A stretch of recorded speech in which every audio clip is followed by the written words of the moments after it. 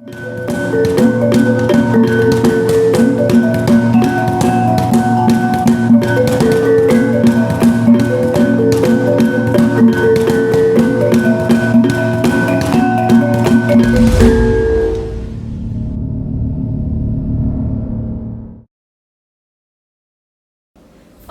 to end our third day, we will be informed of the research agenda in ethics.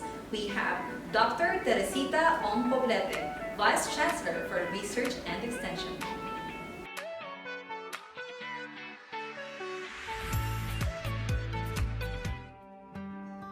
Dr. Teresita Ong Poblete joined the faculty force of then College of CD and PA in June 1, 1978 as faculty member of the Community Development Department.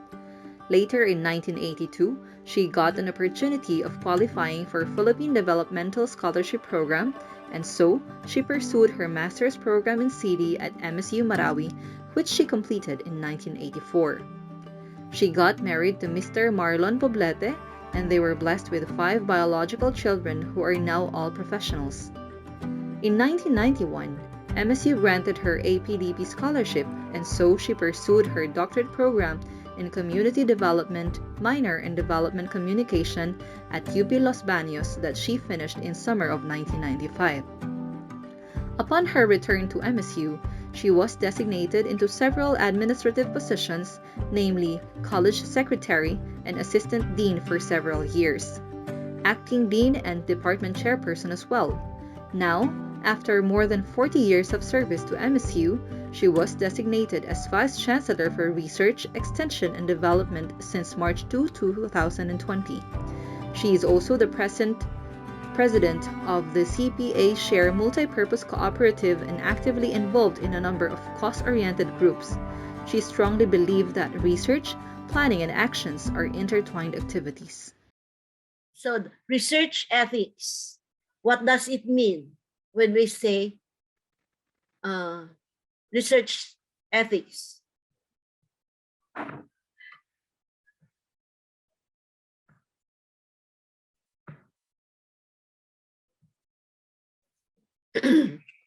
Research ethics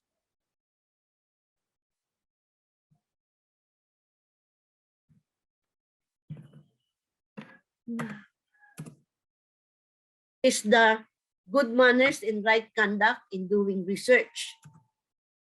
The word is derived from the Greek word ethos, meaning the set of moral principles. Ethics are ways of understanding and examining the moral life or of right and wrong human conduct.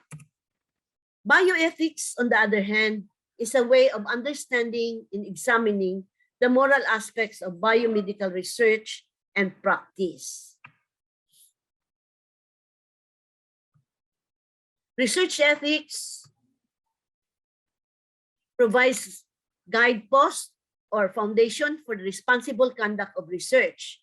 It educates and monitors our scientists, whether it be in the exact sciences or in the social science field or in the applied science category, in conducting research to ensure a highly ethical standard. Here are the general summary of some ethical principles, which includes honesty or integrity, objectivity, that means researchers need to be neutral and not biased. Carefulness in what they are, in choosing the samples for the respondents, and in picking up the research methods. Openness, respect for intellectual property, because now we have an office in the OVIC that is in charge for our application for patent. And we have formed a group to carry it out from the colleges, senior high schools, and other units of the university. I fulfill which is the highest, and WIPO is actually monitoring our MIPO or MSU Intellectual Property Office and capacitating our people to do their part. Then followed by confidentiality. So we have to be careful not to divulge harmful information that may harm our subject. Respect for colleagues, social responsibility, non-discrimination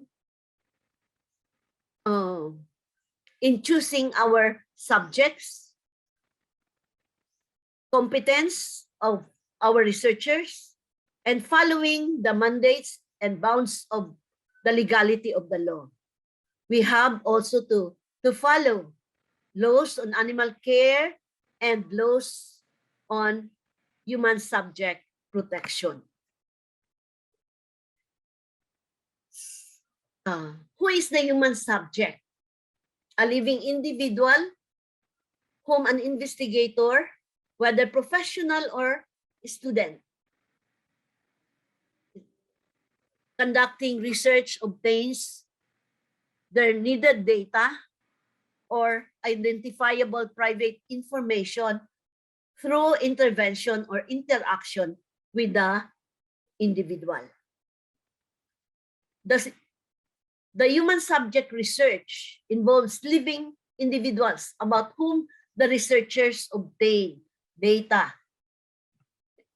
and interact to get the data. Ethics in research are intertwined. Starts with the study purpose in our proposal, in designing a proposal and coming up with the methods to measure the variables, and in selecting the subject for the study. Guidelines for all of these is shown in the ethics and ethical standard of the institution. It is still a concern today, not just in the past. To name some recent ethical issues encountered, it includes fabrication of the study. The study is not really conducted, but data were manufactured. Falsification and forging of data.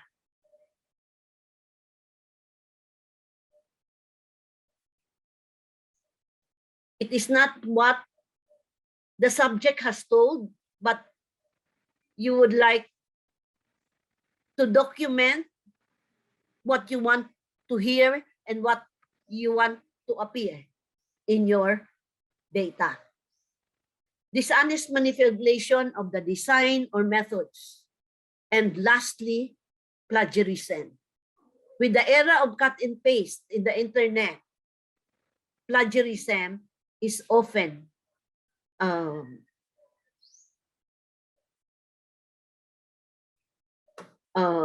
issue.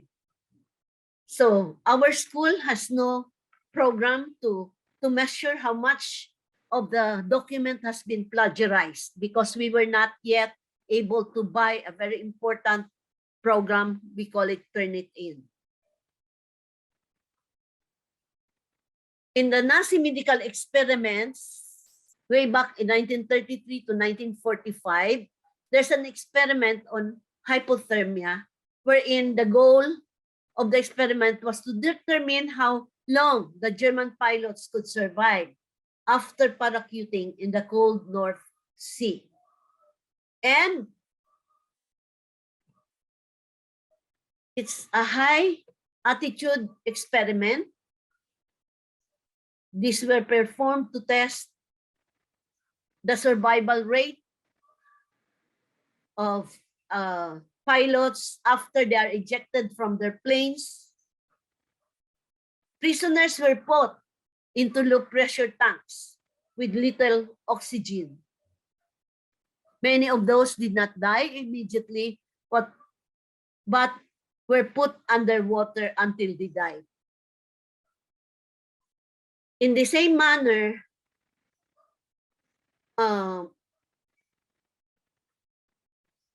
in Nuremberg's Nazi doctors' trial in 1947, Nazi doctors and scientists put on trial for murder of concentration camp inmates who were used as research subjects. 15 of the 23 guilty and 7 were hanged. 5 got life sentence as a penalty. In a syphilis study by the US Public Health Service, working with Tuskegee Institute, began to record the natural history of syphilis in the hope of finding justifying treatment programs for the Blacks. It was called Tuskegee Study of Untreated Syphilis in the Negro Male, where 600 Black men were involved, of which 399 were syphilis patients and 201 do not have the disease. The researchers told the men that they were being treated for bad blood, anemia, or ailments, including fatigue. And in exchange for taking part in the study, the men received free medical exams, free meals, and burial insurance.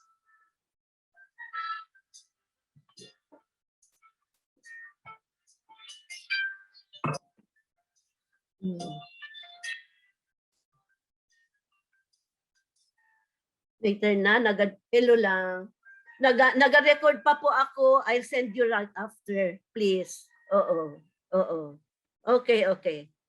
Oo. Although originally projected to last for 6 months, the study actually went 40 years. It's a long term. Then the ethical issues in that study includes inadequate disclosure of information, and subjects believed they were getting free treatment. They were told that spinal taps was therapy when it is not, and the US government actively prevented men from receiving penicillin, which is an antibiotic supposedly as a remedy to syphilis. 1972 press report caused the US government to stop the study. There was no informed consent, no prior informed consent from the participants. Tantamount to the exploitation of the vulnerable population, such as the Black men who are sick with syphilis. Withholding information or treatment, putting subject at risk, and risk outweigh the benefits. There was actually deception and violation of their human rights. So in that period, in 1947, Nuremberg's Code come up with the first codification of research guidelines, which includes human rights plus welfare of subjects. And this was the first and the longest principle. Voluntary consent of the human subject is absolutely essential. Subjects have the right to withdraw anytime. In Articles 2 to 8, as well Article 10, there was scientific value, the favorable risk-benefit ratio should be included, and suffering by the subject should be avoided. This should be ensured in all researches with human subjects. So the declaration of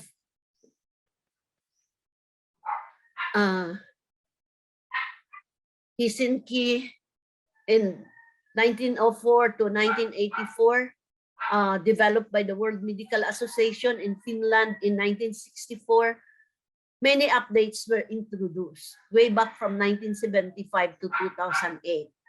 And part of the general principles is the declaration of the Geneva of the World Medical Association to bind the physician with the words that the health of my patient will be my first consideration. And the International Code of Medical Ethics declare that a physician shall act in the patient's best interest when providing medical care. Therefore, it indicates that the well-being of the subject should take precedence over the interests of science in society. Physicians should obtain the subject's freely given informed consent in writing. Allows the researcher these opportunities in research, can give researchers opportunity to contribute to the generation of a body of knowledge. And if the study is relevant, it provides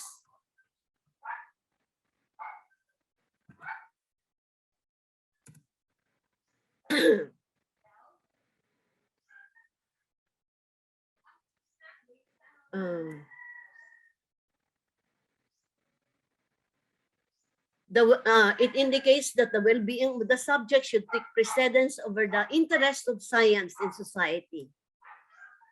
Priority ang welfare ng subject or the human subject. Physicians should obtain the subject's freely given informed consent in writing, and the ethical review committee must should provide clearance or approval prior to the research undertaking. Thus, a lot can be deduced from research or researches conducted by our students and faculty, because it allows the researcher to contribute to the body of knowledge. The university is considered as the center for knowledge production. Most of our quantitative researches are done in the university. Although people empowerment can be achieved through participatory research methodology to make our communities as a new center for knowledge production, for them to get data that they need and process them for their use and benefit. If the study is relevant, it provides him or her access to funds, whether from universities in internal funding or from the outside. It also provides opportunity to travel, to present the paper and share it with the rest of other researchers and other institutions. It will allow researchers to have chances for publication and allow student researchers to complete their chosen academic program. In 1974, the National Commission for Protection of the Human Subject of Biomedical and Behavioral Research was established. It was submitted, report was submitted in 1978. And it has set the fundamental ethical principles as follows.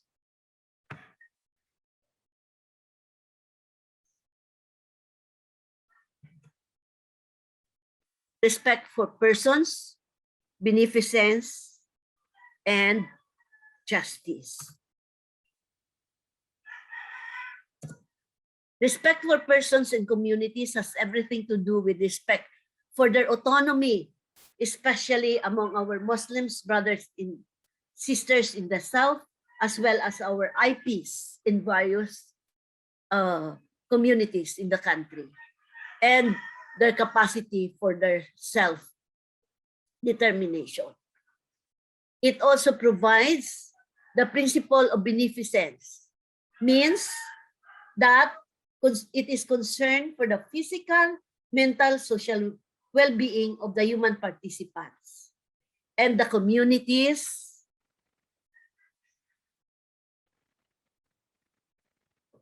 where they come from. The investigators, therefore, are ethically obliged to maximize benefits and minimize the risks that are associated with the participation in the research. Thus, our principle, do no harm to anyone. Justice, on the other hand, is an ethical obligation of the investigator to treat the person in accordance with what is morally right and proper. This also means the need for special protection for the vulnerable groups. Thus, researchers are expected to refrain from the practices that are likely to worsen the unjust conditions or contribute to the new inequalities in the society. It has social value. It will the research should provide social value. It should have informed consent, prior informed consent from the beginning before data collection. Vulnerability of research participants should be recognized, as well as the risks, benefits, and safety that they have. Privacy and confidentiality of the information they have shared with us should end with us. And transparency from the institution that sent the researcher to the researcher's objectives, transparency as to the funding of the research and the benefits it can offer and the harm that it can provide while conducting. What is this informed consent? The prior informed consent based on the 2017 National Ethics Guidelines for Research and Health-Related Research by the PREB, Philippine Health Research Ethics Board for the Philippine National Health Research System. The informed consent is a decision of the competent potential participant to be involved in the research after receiving and understanding research relevant information without having been subjected to coercion, undue influence, as well as inducement. For participants who are incapable of giving consent, like children, disabled and mentally handicapped, authorized representative or guardian will have to be giving the informed consent. Informing the potential participants shall not be simply a ritual recitation or reading of the contents of the written document. The researcher shall convey the information, whether orally or in writing or other modes of communication, in a language and manner that suit the individual's capacity and level of understanding. The researcher shall ensure that the prospective participants has adequately understood the information and that the researcher shall give each participant the full opportunity to ask questions and should answer them honestly, promptly and completely. The individual invited to participate in the research being undertaken by the researcher should know the name of the researcher from the institution and the institution he or she comes from. It is not made clearly to the patient invited to participate in the research, like clinical trials. They may think this is part of the usual care if they have not understood that it is part of the management of patient. Why and how the individual was chosen, why they were part of the selected participants, what the person is free, that the person is free to refuse to participate without penalty or loss of benefit. Thus, there are essential parts for the informed consent.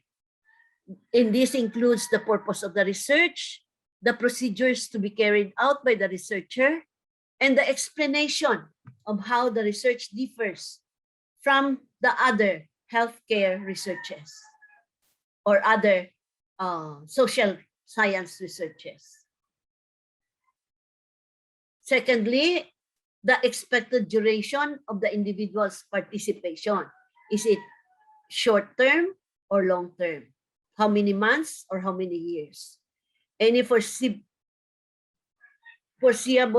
risks, pain, and discomfort or inconvenience to the individual associated with their participation in the research, they should know it. And the direct benefits to the individuals who are participating in the research, whether how much money or what kind of goods they have to receive because of their participation. The expected benefits of the research to the community or to the society at large should be open to the participants, whether this is contribution to scientific knowledge or whether this will benefit them in the future indirectly. Whether any intervention found to be safe and beneficial will be made available to the research participants after they have completed their participation in the research. They will be expected to pay for them. The provision to ensure respect for privacy of the research participants and the confidentiality of records in which they are identified, including documentation of their participation, like photo, when we get shots of them during the activity, we need to ask permission. They should know that it is recorded and what are the transcripts of the interview. The legal and other limits to the researcher's ability to safeguard confidentiality and possible consequences of breaches of confidentiality in the future. Participants are free to withdraw, as I've said, and the sponsor of the research, the institutional affiliation of the researchers, and the nature and sources of funding for the research should be known to the participants.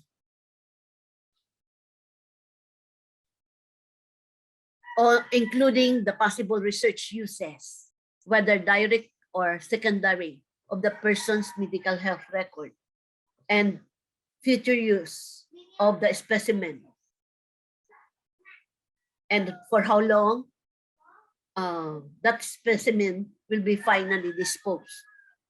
Whether commercial products may be developed from biological specimens, or whether the research participants shall receive monetary or other benefits from the development of such products. The extent of the researcher's responsibility to ensure needed services to the research participants should also be included. whether treatment and rehabilitation will be provided for free of charge for specified types of research-related injury for complication associated with the research. This relates to the unexpected happening while the research is ongoing. That PREB accredited REC has approved or cleared the research protocol and contact information of persons designated to respond to the following: queries on the details of the protocol, issues related to human rights of participants, and related concerns and grievances in the management of research-related injuries.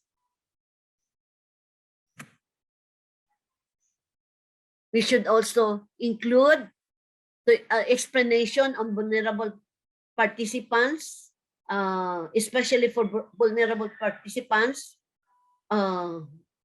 like children, the physically handicapped and mentally ill, the poor, and marginalized people who are at greatest risk for some harm. Thus, vulnerable groups should not be included in the research unless such research is necessary to promote the welfare of the population represented. Like children, vulnerable groups are children, elderly persons, linguistically disadvantaged, mentally or behaviorally disabled, patients in emergency rooms, ethnic minority groups, homeless persons, refugees, displaced persons, traumatized by violence, patients with incurable diseases like cancer, and individuals who are politically powerless. All research involving humans shall be preceded by careful assessment of predictable risk, burdens, and foreseeable benefits to the research participants or to others. Thus, every precaution shall be taken to minimize the negative impact of the study on the research participants' well-being, be it physical, psychological harm. Slight or minor increases in such risk may be permitted when there is overriding scientific or medical rationale for such increase and when REC has approved them. Minimal risk is the classification of risk in research where probability and magnitude of harm or discomfort that are anticipated in the proposed research are not greater and of themselves than those ordinarily encountered in the daily life during the performance of the routine physical and psychological examination or test.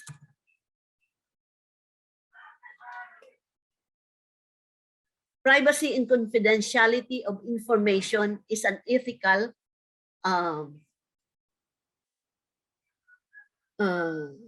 principles. Thus, researchers shall adhere to the principles of transparency, legitimate purpose, and proportionality in the collection, retention, and processing of personal information due to the data privacy as provided in the Data Privacy Act of 2012. Researchers at the same time shall refrain from identifying individuals or groups when release of the information about them can expose them to possible harm or stigma unless required by law. For some methods like the focus group discussions usually utilized in participatory research, it is not possible for researchers to ensure confidentiality of information or anonymity of research participants. In this case, the researcher shall ensure that the nature of the study and the questions would cause minimal harm, should confidentiality or anonymity will be breached. Where there is some likelihood or opportunity for researcher to observe the occurrence of illegal or harmful behavior like child abuse, substance use, self-harm, or suicide idealization, the researcher shall explicitly indicate the limits of confidentiality in the informed consent process and issue disclosure. Emphasize the right of the respondent to withdraw from the study or withdraw his data, to refuse to answer any questions, and prepare concrete and realistic protocol for referring and for reporting and referral in the event that imminent harm or criminal act is disclosed or discovered in the process of data collection. The research shall describe his or her data protection plan in protocol, including the steps to be taken so that access to the data and the identities and privacy of the respondents can be protected. Justice, on the other hand, means fairness or impartiality or righteousness. In research, this refers to distributed justice, and it is of interest, requiring equitable distribution of both burdens and benefits of participation in research. Research should not worsen the existing health and social inequalities among people, and the individuals and communities should have access to the benefits related to the participation of the study. There should be fair selection in the choice of study population, in the choice of sampling or drawing the samples among the respondents, and assignments. Appropriate care should be given to the participants regardless of their economic status, sex affiliation, race, or creed, or status in life. There should be just compensation for harms brought about by participation in the research. That the research participants should be reimbursed for the lost earnings by participating in the research undertaking. Also, they have to be refunded of their travel costs and other expenses incurred when taking part in the study. When there is no prospect for direct benefit, participants may be given reasonable and appropriate incentives for inconvenience. Thus, payment of incentives should not be too large so as not to induce eligible participants to consent to join the study because of the incentive offered. In unethical research, on the other hand, the transparency principle means that all parties, the sponsor, the researcher, and even the research participants need to be honest and truthful in matters related to their participation in the research. It means, transparency means that all parties, the sponsors, even participants need to be honest. Okay, finish. Included already. Thus, transparency imposes responsibilities on researchers to disclose information about their affiliation, financial interest, and other loyalties that may affect their objectivity and integrity of the research output. To prevent potential conflict of interest to happen. So I think that's all I wish everyone to